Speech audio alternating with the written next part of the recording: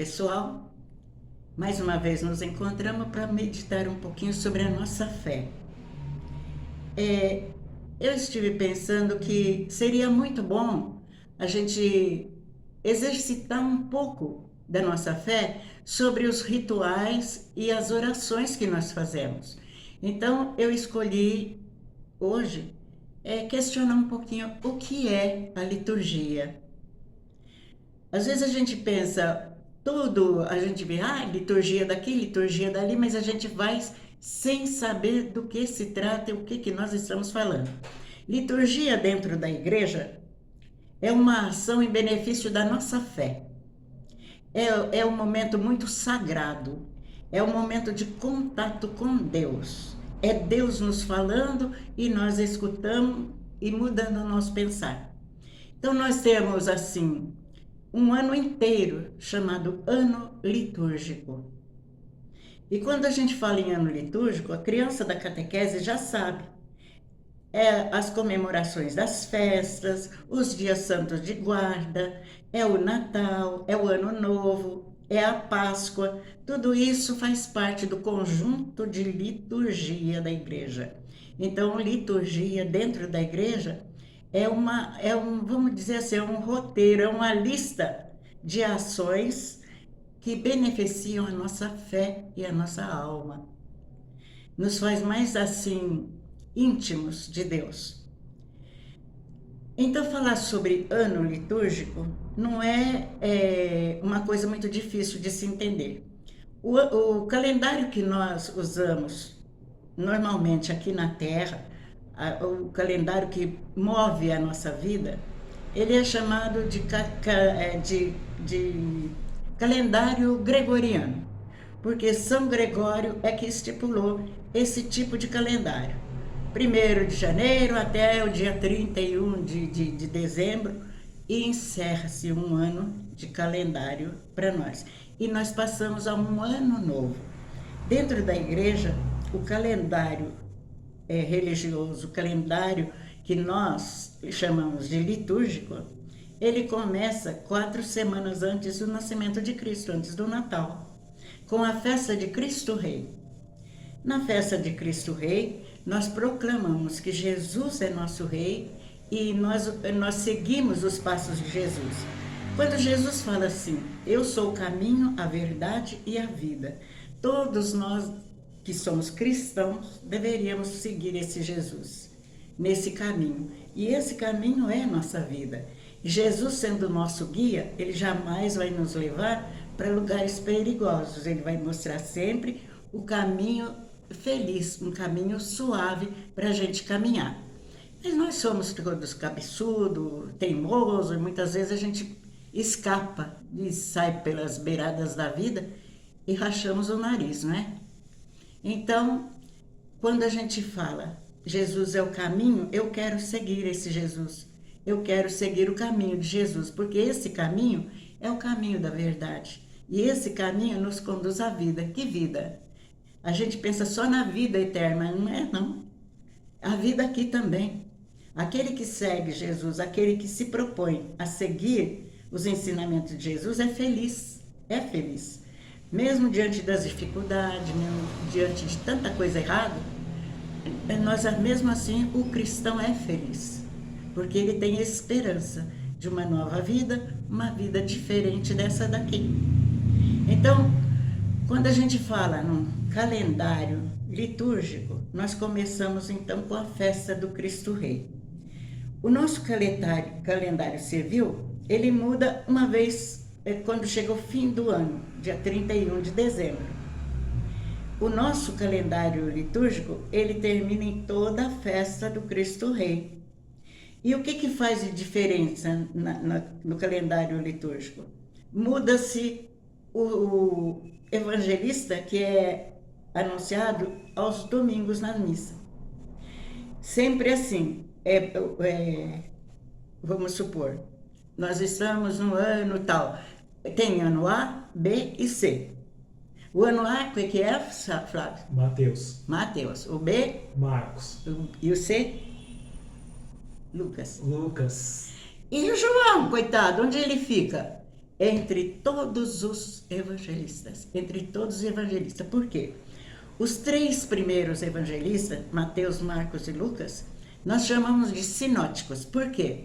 Porque se a gente for fazer uma lista dos ensinamentos, todos eles ensinam a mesma coisa.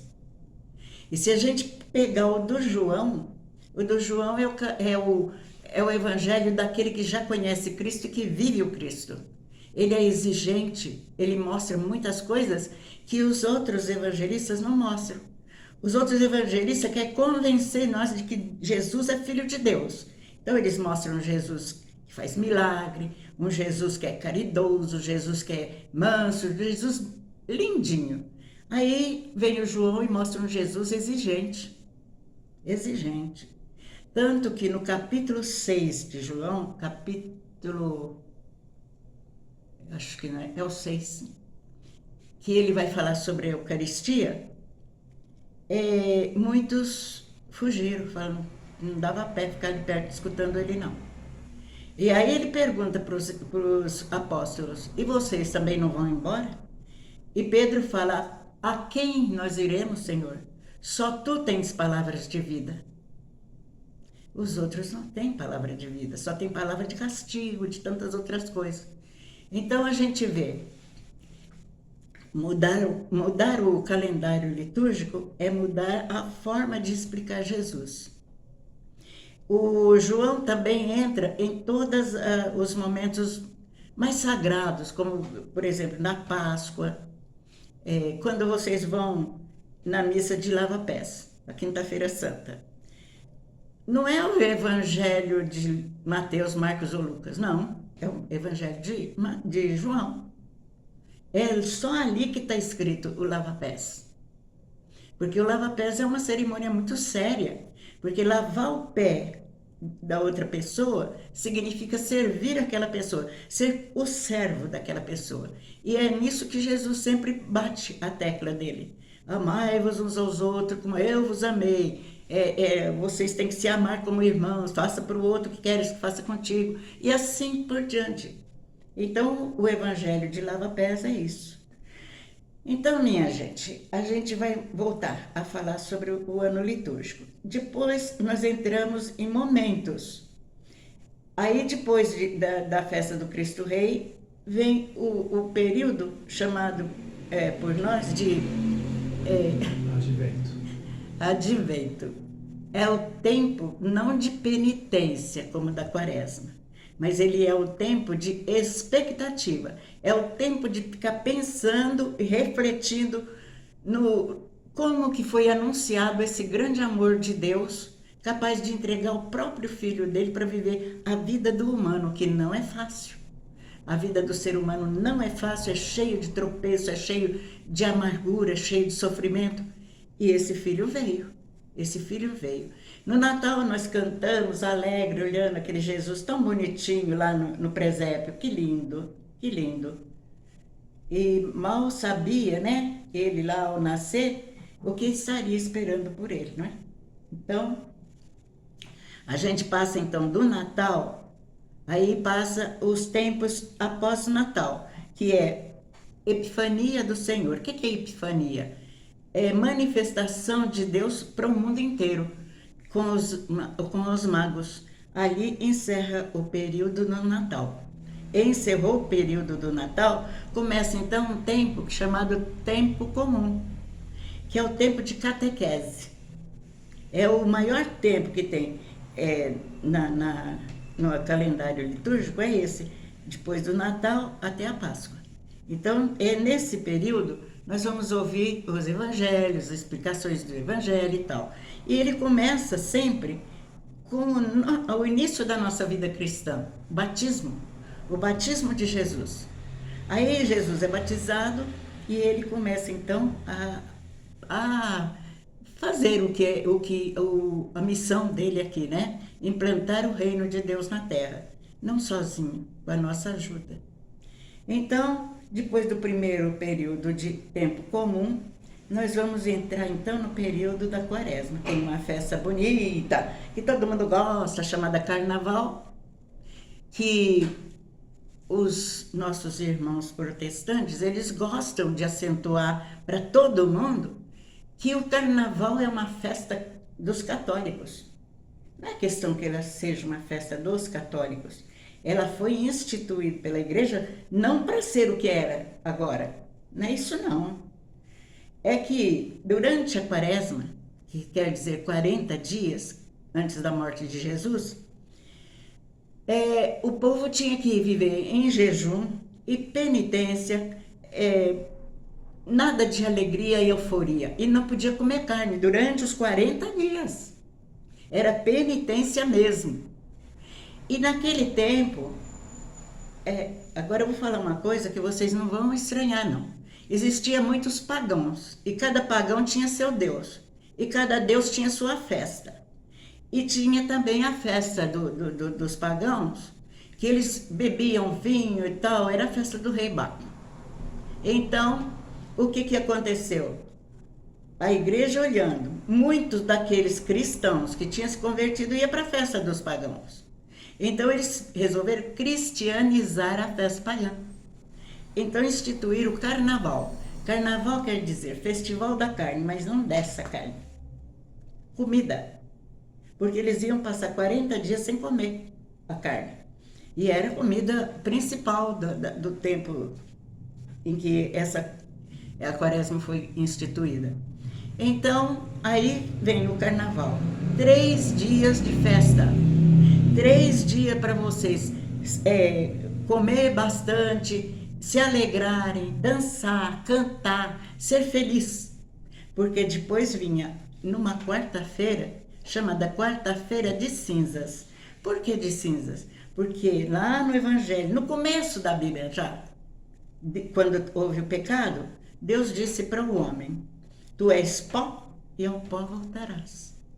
Então, nós vamos para a missa de sexta-feira, de quarta-feira de cinzas, para receber cinza na nossa cabeça, para simbolizar: eu não sou nada, eu sou um verme da terra.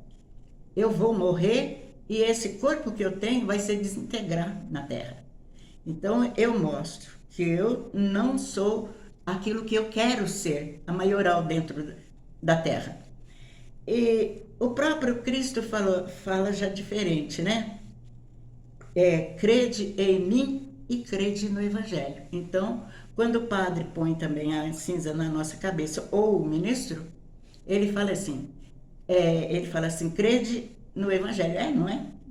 Convertei-vos e crede no Evangelho. Convertei-vos e crede no Evangelho.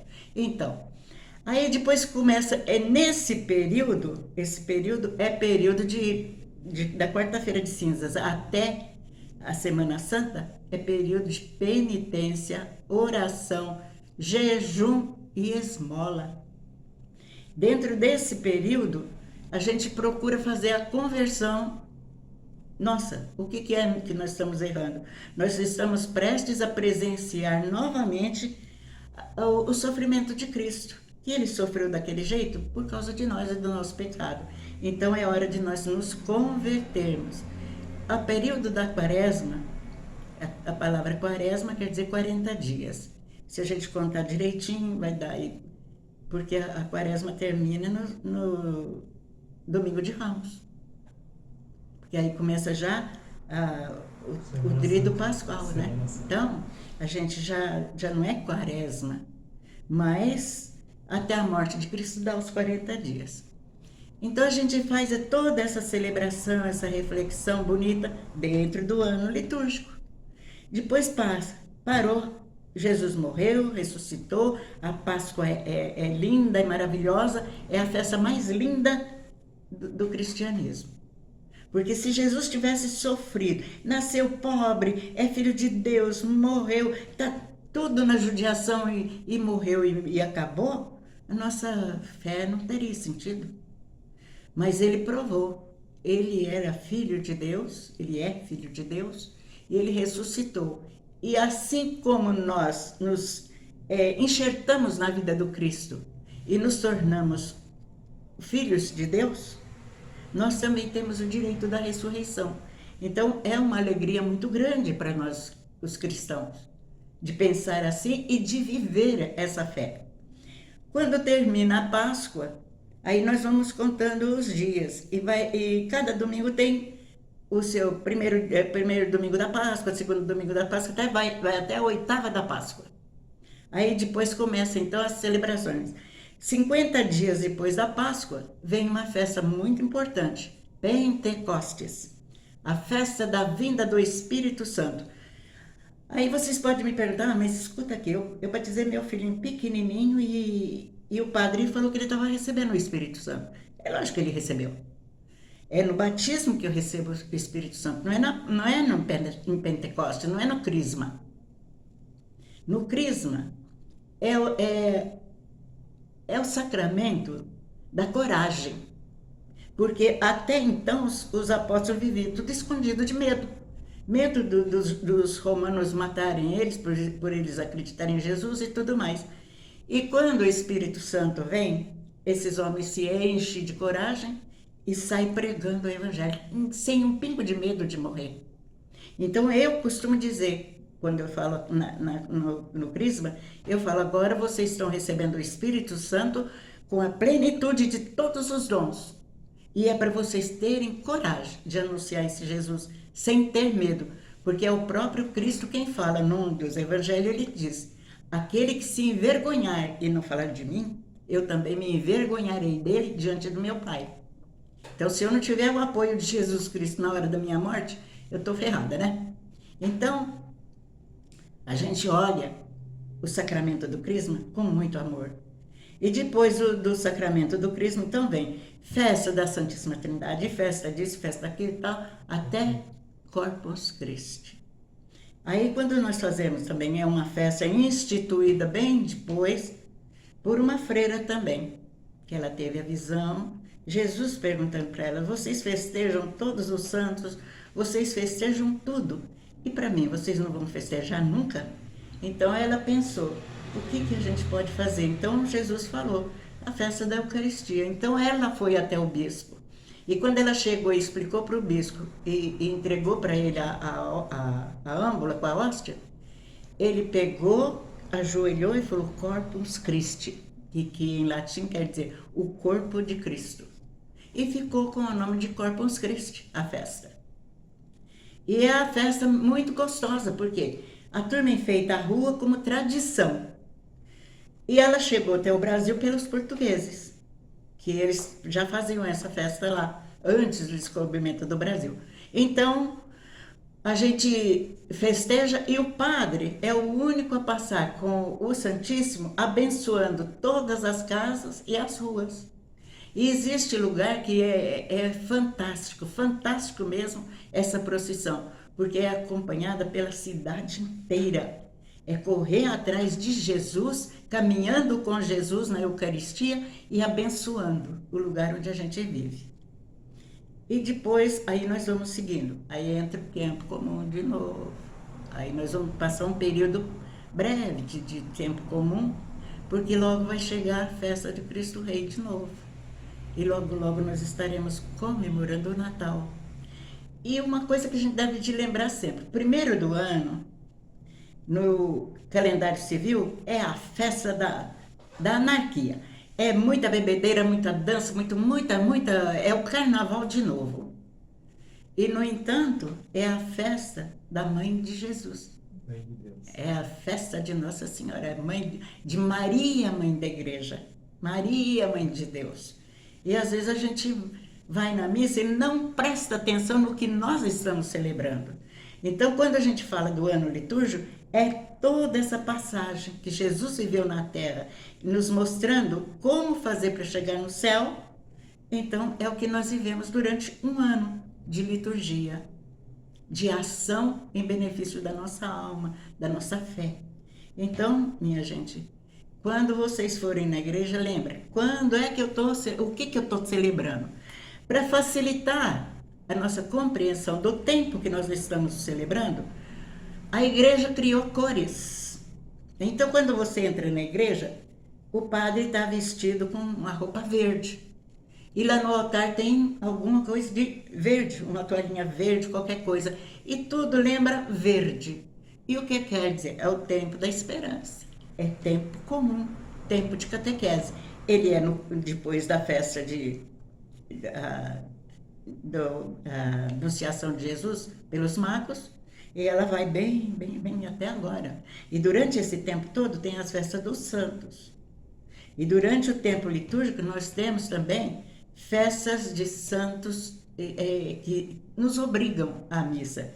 O porquê agora vem a palavra obrigar. Parece que a igreja está obrigando. Você tem que ir na missa, você tem que celebrar o santo, você tem. Não tem, não. Isso deve partir do seu coração, da sua fé, da sua vontade de servir a Deus. A nossa missa, ela começa, não é lá dentro da igreja, não. Ela começa na hora que você se arruma para ir para a missa. Você tem que estar com o espírito alegre, feliz, porque você vai se encontrar com seus irmãos e festejar na casa do seu pai, que vai te dar conselhos e tudo mais. Então, depois que passa o verde, então é tempo comum de catequese. Depois nós temos o branco, que fala muito do amor e da glória de Jesus. É ressurreição, é tanta festa bonita. Vocês olham, vestido de branco é festa de Cristo, é festa do amor de Deus. Agora, tem também o vermelho. O vermelho fala do Espírito Santo, o vermelho fala do sofrimento de Cristo, toda a paixão de Cristo, e o vermelho fala também dos mártires, aqueles que derramaram sangue por causa de Jesus. E tem essas três cores. E tem mais uma cor? Tem o roxo. O roxo que simboliza compenetração. O roxo quer dizer, é algo sério. Não é tempo de ficar brincando, mas é de me analisar por dentro e ver no que eu estou falhando como cristã e mudar de vida. O período depois da festa de Cristo Rei são 4 domingos que vai se celebrar com roxo. Mas tem um domingo que não é roxo, é cor-de-rosa. Por quê? Porque vai falar do grande amor de Nossa Senhora por Deus, a aceitação de Nossa Senhora, vai falar sobre Nossa Senhora e o amor de Deus. Então é um misto de roxo com branco. Então faz a celebração com a cor-de-rosa. Tem alguns padres que não gostam muito, não. Eles põem um lilazinho, qualquer outra coisa, mas não quer o cor-de-rosa. Porque eles falam que a cor-de-rosa é cor para mulher, não para os homens. Então a gente vai descobrindo o que nós estamos celebrando pelas cores que vão apresentando na nossa frente, certo?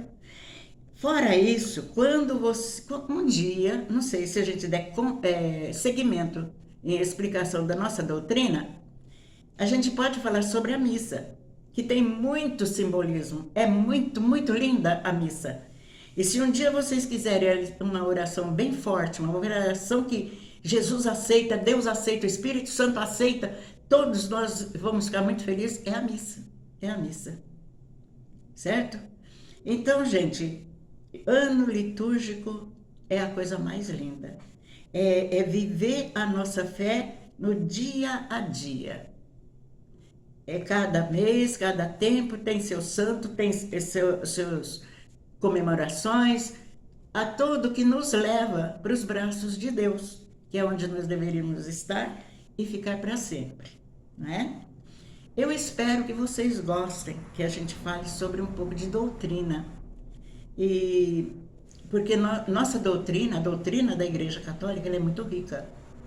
E cada momento, ela nos aproxima mais de Deus, nos faz mais comprometidos com a fé. Nós não temos uma fé boba, pagã, que qualquer ventania que dá aí destrói tudo. Não. Nossa fé tem raiz forte e essa raiz é chamada Jesus Cristo.